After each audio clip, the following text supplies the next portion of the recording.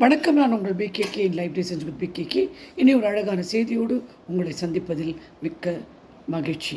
வாழ்க்கையில் நாம் நினைத்து கொண்டிருக்கிறோம், இந்த உலகமே நம்ம கையில் தான் இருக்குது, நாம் தான் எல்லாத்தையும் பண்ணணும், பண்ணுறதுக்கு யாரும் இல்லை அப்படின்னு. அந்த மாதிரி ஒரு எண்ணத்தை மனசுலேருந்து எடுங்க. நீங்கள் மாத்திரமே ரொம்ப முக்கியம். இந்த உலகம் நீங்கள் தான் சிருஷ்டிக்கிறீங்க, உண்டாக்குறீங்க. உங்களுடைய எண்ணங்களால், உங்களுடைய அன்பால், உங்களுடைய கோபத்தால் என்னெல்லாம் உணர்வு இருக்குமோ அந்த உணர்வை கொண்டு தான் நீங்கள் இந்த உலகத்தை உண்டாக்குறீங்க. அப்படி இருக்கும் பட்சத்தில் எப்படி நினைப்பீங்க, இது எனக்கு தான் சொந்தம், நான் தான் எல்லாத்துக்கும் இதுக்கு எல்லாமே. நீங்கள் உங்களுக்கு மாத்திரம் ரொம்ப ரொம்ப முக்கியம். அதை நீங்கள் உணரணும். உங்களை நீங்கள் விரும்ப வேண்டும். உங்கள் நலம், மனநலம், உடல் நலம் மிக அதிகமாக நீங்கள் கவனம் செலுத்த வேண்டும். அந்த ஆட்டோமேட்டிக்காக அதை நீங்கள் செய்ய ஆரம்பிச்சிட்டிங்கன்னா உங்களுக்கு தேவையான அத்தனை விஷயம் என்னன்னு தெளிவுற கண்ணுக்கு தெரியும். இதுதான் வேணும். வேண்டாத விஷயத்தை தலையிட்டு மண்டையை குழப்புறதை விட வேணுங்கிற சில விஷயங்களை நீங்கள் உணர்ந்து செய்யலாம். புரிஞ்சுதா? ஒன்று தேவையான மாத்திரம் செஞ்சுக்கலாம், அதுக்கான எனர்ஜியை செலவழிக்கலாம். எனர்ஜி கூட ரொம்ப விலை மதிப்பில்லாதது. அதனால் நீங்கள் என்ன பண்ணுறீங்க, எனர்ஜியும் பார்த்து செலவழிக்கணும்.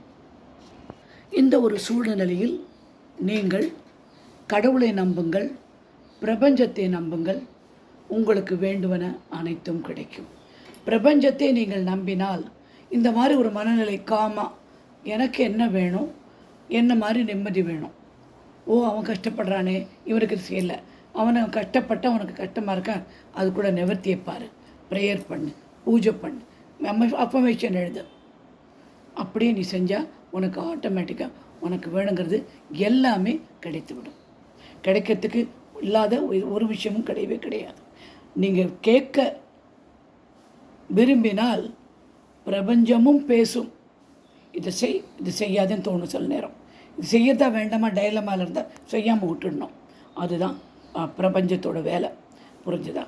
அதே போல் கடவுள் எப்போவுமே கைடன்ஸ்லேயே இருக்கார் உங்களுக்கு. நீங்கள் தான் கவனிக்கிறதில்ல. கடவுளை நம்புங்க. அப்படி கைட் பண்ணிகிட்டே போவார். எந்த கடவுளாக இருந்தாலும் உங்களை கூடவே இருந்து காப்பாற்றுவார். கூட இருந்து காப்பாற்றுவார். அவர் என்னென்னா, அவர் ஜட்ஜ்மெண்டல். சொல்லிக்க முன்னாடி நீ செய்கிற சரி தப்பு ரெண்டுமே அவருக்கு தெரியும். தப்பு பண்ணால் கண்டிப்பாக தண்டிப்பார், சரியாக செஞ்சால் வாழ்த்துவார். பிரபஞ்சம் அப்படி கிடையாது. நீ சொன்னதெல்லாம் செய்யும் உன் அடிமை. அதை நல்லா உணர்ந்துக்காங்க. நிறைய பேர் திரும்பவும் பணக்கஷ்டம் அப்படின்னு சொல்லி எங்கிட்ட வந்து சொல்கிறாங்க. பணம் நிரந்தரம் இல்லை, அது எப்பொழுதும் என்னிடம் வந்து கொண்டிருக்கிறது. நான் அதை ஈர்க்கிறேன். எல்லா நாளும் என்னிடம் பல வழிகளில் பணம் வந்து சேர்ந்து கொண்டிருக்கிறது. நான் பணம் ஈர்க்கும் ஒரு காந்தம். இந்த 4 வரி போகும் உங்களுக்கு. இந்த 4 வரியிலேயே நீங்கள் அந்த பணத்தை ஈர்த்துருவீங்க. கண்டிப்பாக நம்பிக்கையோட உணர்வு பூர்வமாக நீங்கள் செஞ்சால் கண்டிப்பாக இது நடந்துடும். அதே போல் ஒரு வேலைக்கு போகிறோம் அப்படின்னா அதுக்கும் இதே மாதிரி தான் நீங்கள் செய்யணும். என்ன மாதிரி செய்யணும்னா, அந்த வேலை கிடைச்சிட்டதா, அந்த வேலையினால் நீங்கள் எப்படி ஆஃபீஸ் போக போகிறீங்க, இதனால் உங்களுக்கு என்னெல்லாம் வீட்டில் நன்மை, உங்களுக்கு பர்சனலாக என்ன நன்மை, உங்கள் மனநிலை அப்படின்னு சொல்கிற பல விஷயங்களை நீங்கள் ஏற்றுக்கணும். ஏற்றுக்கும்போது தானாக உங்களுக்கு வேணுங்கிற அத்தனை விஷயம் வந்து சேரும். கான்ஃப்ளிக்டே வரக்கூடாது. கிடைக்குமா கிடைக்காதா, வேண்டுமா வேண்டாதா, அந்த கான்ஃப்ளிக்டே இல்லாமல் வேணுங்கிறத நீங்கள் யோசனை பண்ணுங்கள். எப்பொழுதுமே நிகழ்காலத்தில் வாழ முயற்சி பண்ணுங்கள். எதிர்காலம் இல்லை, நிகழ்காலம் ரொம்ப முக்கியம். கடந்த காலம் இல்லை, நிகழ்காலம் ரொம்ப.